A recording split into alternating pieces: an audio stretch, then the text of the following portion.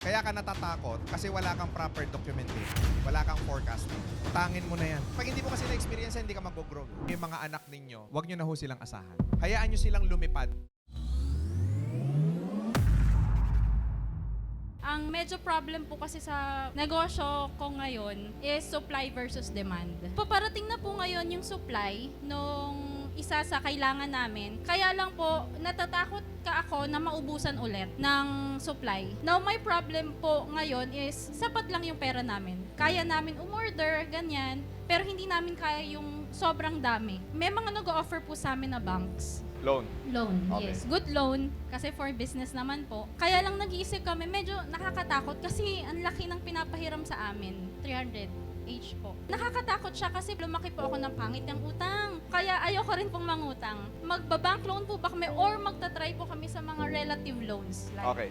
friend loan, ganun po. Number one, kaya ka natatakot kasi wala kang proper documentation. Wala kang forecasting. Kaya ka takot. Hindi mo nakikita yung figure kapag ka meron ka ng ganito kalaking volume na napapaikot. Kaya ka natatakot mangutang. Ang first step would be overall assessment muna ng kumpanya mo, ng negosyo mo. Kung mangungutang ako, ganito dapat karami ang mabebenta ko. Kaya o hindi. Tandaan nyo ang negosyo, lagi yan meron tinatawag natin na break-even point. Na kung saan, operational expenses, production expenses, marketing expenses, magbabalanse doon sa magiging sales output ng negosyo mo. So yun yung formula. Kapag ka kayang i-compensate nung uutangin mong pera, not necessarily naman yung 300,000 kunin mo eh. Pwedeng 100, 200 kung yun lang yung pangangailangan mo sa ngayon. Tapos mag-forecast ka, ganito karami yung kailangan ko mabenta. Ikaw ngayon, ilalabas mo ngayon yung sarili mo doon sa comfort zone. Kung dati 8 oras kang gumagawa ng candy, ngayon 12 oras na. Kung dati ganito yung process mo, ngayon magdadagdag ka ng tao, magdadagdag ka ng empleyado, magdadagdag ka ng expenses. Tapos kailangan ganito yung maging output. So that meron kang proper data. Yun muna yung kailangan ninyo sa negosyo. May data ka. Nang sa ganon, alam mo ang target mo, alam mo yung dapat mong kunin, alam mo kung paano mo siya ibebenta. Magkakaroon ka ng mga idea. Lalabas yung maraming idea kapag ka-certain ka na kaya mong kitain, iuutangin mo. Ngayon kasi ma'am, natatakot ka na hindi mo kasi alam ang mangyayari. Kasi for sure, wala kang documentation and proper data sa negosyo. Ito good news ko sa'yo ma'am, utangin mo na yan. Pag hindi mo kasi na-experience, hindi ka mag-grow. Sa relative kasi, mas malaki tubo. Or usually, dahil sobrang easy access, hindi ka mag-prepare. Sa bangko kasi, dahil may mga certain documentations, may mga forecast ka kailangan i-provide, paano mo siya mababayaran. So okay yan, goods yan. Utangin mo na ma'am, game. Single mom kasi ako before, tapos nag-business, ganun. Ayaw ako tulungan ng mga anak ko sa business. Kasi ang sabi ng panganay ko, hindi ka naman stable stable na tong company pinapasukan ko. Dito ako. Ang dami kong client sa digital printing. Gumagawa na rin kami ng mga ads, ganun. Para tulungan nila ako, inuuto ko sila, isi-shopping ko sila, igagala ko sila, kahit na mangutang ako. So si puhunan, nagagalaw. Tapos, sad-sad na naman ako, trabaho na naman ako, obsession po obsess ako sa trabaho ko. Trabaho na naman walang tigil. Ayaw nila akong tulungan mo ko, isi-shopping kita, ganun na naman ako. Ito naman si nanay na uto-uto, bigay na naman ako kay anak ko. Naisip ko, hindi talaga ako matatapos sa ganitong routine kung tuloy-tuloy yung ginagawa ko sa mga anak ko na inuuto ko sila. Anyway, 27 na sila, 27, 25, and 24. So, tatlo sila na gusto kong magmana sana ng business sa future. Graphic artist naman po sila. Nakalinya sila sa business. Tinutulungan po nila ako. May sweldo naman sila. Kaya lang, gusto ko pa silang i-push na aside from graphic, tulungan pa nila ako sa ibang ginagawa ko. Masyadong personal ang negosyo ko Ako naman si nanay na imotera. Ayoko na namang magnegosyo kasi ayaw na naman ng mga anak ko Ayaw nila akong tulungan. Tama po ba yung ginagawa ko? Mami, saan nakatira yung mga anak nyo? Iba-iba na. May kanya-kanya na rin po silang pamilya. Yung isa lang. Yung dalawa ho, may inuuwian pero hindi na ho kayo magkakasama. Opo. Nakahiwalay na po sila. Huwag nyo na ho silang asahan. Kasi may kanya-kanya na ho silang buhay. Yun ho yung masakit. Although gusto natin bilang nanay na magkakasama tayo sa hanap buhay, pero hindi po kasi sila bilib sa inyo. Yun po yung masakit na katotohanan. Pero kung uunawain lang nila bilang anak, huy, nagsilaki kayo dahil sa akin. Yung nga po yung Single sumbat mom. ko Pero hindi na ho kasi nila maintindihan yun. Ganun ho, masakit naman hong tanggapin. Ang totoo sa pamilya, mas nauunawaan tayo ng mga magulang natin kesa tayo bilang anak, nauunawaan natin yung magulang natin. Yun po yung totoo ng buhay. So wag nyo na ho silang asahan. Tsaka hindi rin ho maganda na nakikiusap kayo, binabribe nyo pa sila para gumalaw. Huwag na rin kayo mag-expect kasi masakit sa kalooban nyo. might as well, umpisahan nyo ho magnegosyo ng totoo. Ibig sabihin, pagkwenta ho kayo, pagka nakatapos ako ng ganito karaming project, kaya kong magbayad ng mga empleyado. Kaya kong magbayad ng tao. Kaya kong mag-provide sa ganito. Pag nakwenta nyo ho yun, meron kayong record, meron kayong data, meron kayong forecast, alam nyo kung kailan kayo malulugi, alam nyo kung kailan kayo kikita, i-target nyo po yun. Maliit lang muna. Unti-unti. Basta tuloy-tuloy lang ho kayo. Maging successful kayo on your own, tuloy-tuloy lang po. Dire-diretso na lang po kayo. Ngayon, lalapit po sila sa inyo, mabibilib sila sa inyo. 1 year, 2 years, 3 years, naging successful po kayo, magbanding kayo mag-iina, lesson po yan sa mga anak niyo. Tuturuan nyo sila ng lesson sa buhay. So yun po yung pinaka-reward nyo na lang sa sarili nyo. Na bilang ina, na nasa edad na yung mga anak ninyo, hayaan nyo silang lumipad. Hayaan nyo silang ikampay nila yung pakpak nila. Hayaan nyo silang gumalaw. Pero kayo bilang ina, dapat kayo yung pinakamatagumpay sa loob ng pamilya. Kasi nagawa nyo yon, napalaki nyo yung mga anak ninyo nang kayo mag-isa. Ayaw kong matapos o ayaw kong tumanda sa pagbabarko lang. Gusto kong umiba, ibahin ko yung sarili ko. So before 30 years old, dapat dito na ako sa Pilipinas. Kaya na ng negosyo namin na buhayin yung sarili ko, pati pamilya ko. Pero ang problema, natatakot pa rin ako na kapag in-stop ko yung pagsisiman ko, ano kaya magiging output nun? Hindi ako linya doon, hindi ako civil engineer. Wala akong idea, wala akong knowledge about sa construction, which is yung papa ko lang. Paano pag nawala yung tatay ko? Kaya ko pa bang tumayo? Pag nawala siya, hindi ko kayang patuloyin yung kumpanya. Makakapabalik pa ba ako sa pagsisiman ko? Wala na. Magkano yung sweldo mo ngayon? Specific, magkano? 200.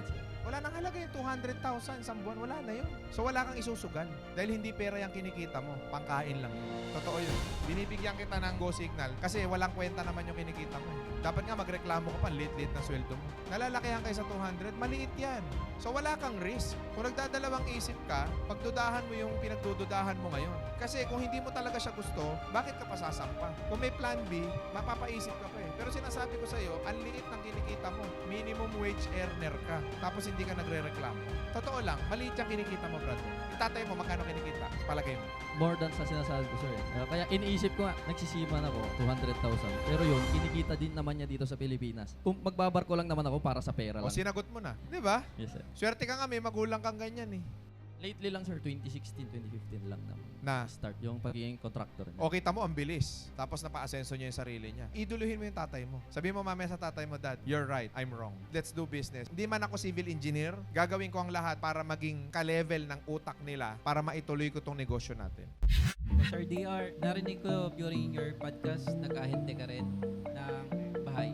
Gusto kong malaman yung strategies kung paano yung prospecting, yung pagkuha mo ng leads hanggang sa pag-close po. Yun lang po. Salamat po. Okay, so tanong ni Fernan kung nag-aahente daw ako dati. Sabi ko, oo. So paano raw yung technique? Number 1, dapat meron kang sistema. Ang pagsasara ho ng benta, hindi ho ito basta pagalingan lang magsalita. Yun ang gusto kong maunawaan ninyo. Kailangan mo ng system of sales or system to sell. Yun yung kailangan mo. That's 1. So ano yung sistema? Number 1, profiling. Dapat magaling ka mag-profile ng kliyente mo. Kung alam mo naman na walang capacity to buy, to purchase ng property yung kinakausap mo, hindi ka mag-i-spend ng oras dyan. So that's 1. Know your market. Prospecting. So ano ba yung pinakamagandang tip ko sa inyo sa prospecting? Para malaman nyo yung kliyente nyo kung meron bang pambili o wala. Letter B stands for buying capacity. Dapat alam mo sweldo, alam mo background. Kung seaman yan, kagaya ni sir, may pambili yan. Kasi mabilis sila makaano sa loan. Buying capacity, buying power ng kliyente mo. Kung yan ay minimum wage earner, wag mo nang pilitin alukan ng property mo dahil hindi bibili yan. Kung yan naman ay professional, nag-uumpisa pa lang, wala pang pambili yan. So dapat alam mo buying power ng kliyente mo. Secondly, age bracket. Ang bumibili ng property, most probably nasa 30-ish hanggang 40-ish. Nandun yung mga startup na gustong mag-invest sa property. Pero yung 40 pataas, yan ang malalakas ang buying power. Yung tipong hindi na nag-iisip yan, naghahabol na kasi ng bahay yan. Naghahabol na ng property yan. Doon na kasi natin iniisip maganda ng investment yung bahay. Kasi early on sa buhay natin, hindi natin iniisip yan. So age bracket, very important. Letter S is status. Ano ba current situation niya sa buhay niya? Problematic ba siya? Depressed ba siya? May pera ba siya? Ano bang ginagawa niya? Anong hobby niya? Anong status ng buhay niya? I, interest. Dapat alam mo kung saan nagpupunta, anong ginagawa so that you can actually build rapport. Tama yung sales mo na gagawin. And letter C, kung hindi mo mabentahan yan, at least you can ask for the connection of that person. So that is basic. B-A-S-I-C. Basic. Yun, alamin mo yung profile. Okay. Secondly, pag alam mo na, capable bumili, potential bumili, dapat alam mo yung unique selling proposition mo. Bakit siya bibili sa'yo, bakit sa iba hindi? Dapat alam mo yung strengths mo. Condominium ba binibenta mo? House and lot po, O pati house and lot. commercial lot. Akala ng marami investment ang condominium, pero hindi po siya investment. Pag nag-invest po kayo sa condominium, ito po yung mga losses. Hindi po ninyo ma-ROI kagad pagka condominium. Sa house and lot po, ang value po ng property, nagdedepende po yan sa location, sa estate tax. Nagdedepende po yan kung magkano yung assess dyan sa lupa na yan, market value. So, ibig sabihin, doon yan, lupa nyo ho yan. Sa inyo yan, ang sabi ho sa titulo, magmula dyan hanggang doon sa langit, pagka-ari nyo ho yun. Ang condominium, nasa isang maliit na sulok ka lang ng kwarto. Something like that. Alamin mo yung unique selling proposition. Tignan nyo marami nakakabili ng condo pero property, bakit hindi ka makabenta? It's simply because hindi mo alam kung paano ikukumpara yung dalawa. Unique selling proposition. And finally, kapag ka nagbebenta ka na, always, na kailangan mong gagawin is you have to be passionate. Magkaiba ho yung magaling magsalita at passionate doon sa ginagawa niya. Nararamdaman ng kliyente natin yun na ang galing nitong bata na to, napakamasigasig. Siyempre yung mga oldish, yan, mga medyo may edad na, nadadala sila sa ganun. Yung mga bibili talaga ng property.